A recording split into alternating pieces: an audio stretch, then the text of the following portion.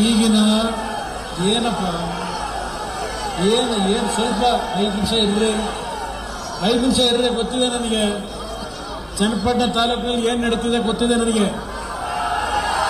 ಗೊತ್ತಿದೆ ಏನು ನಡೀತಿದೆ ಅಂತೀವಿ. ಸ್ವಲ್ಪ ಸಮಾಧಾನವಾಗಿ ಮೊದಲು ಪಕ್ಷದ ನಿಷ್ಠೆ ತೋರಿಸಿ.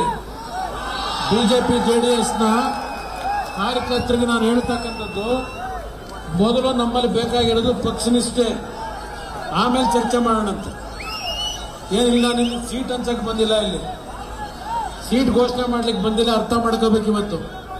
ಇವತ್ತು ರಾಜ್ಯದಲ್ಲಿ ಯಾವ ಕಾಂಗ್ರೆಸ್ನ ಆಡಳಿತ ಅಧಿಕಾರಕ್ಕೆ ಬಂದಿದೆ, ಸರ್ಕಾರ ರಚನೆಯಾದ ಮಾರನೇ ದಿವಸದಿಂದಲೇ ಈ ರಾಜ್ಯದಲ್ಲಿ ಭ್ರಷ್ಟಾಚಾರ ಪ್ರಾರಂಭ ಮಾಡಿದರು.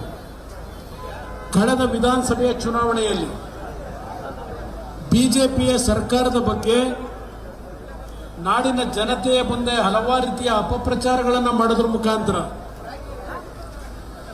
ಜನತೆಯನ್ನು ದಾರಿ ತಪ್ಪಿಸಿ, ಅದಷ್ಟೇ ಅಲ್ಲ,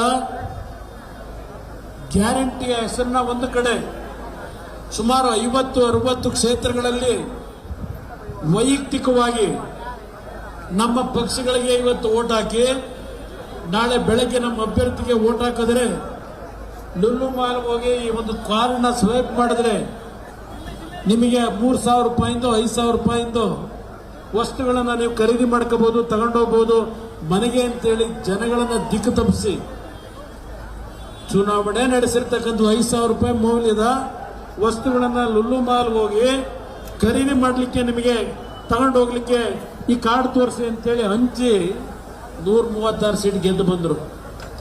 ಚುನಾವಣೆಯಲ್ಲಿ ಗೆದ್ದ ನಂತರ ಯಾವ ಬಿಜೆಪಿಯ ಪಕ್ಷದ ಬಗ್ಗೆ ಅಪಪ್ರಚಾರಗಳನ್ನು ಮಾಡಿದರು, ಇವರ ಯೋಗ್ಯತೆಗೆ ಕಳೆದ 1.25 ವರ್ಷ ಆಗಿದೆ ಈಗ ಸರ್ಕಾರ ರಚನೆ ಮಾಡಿ.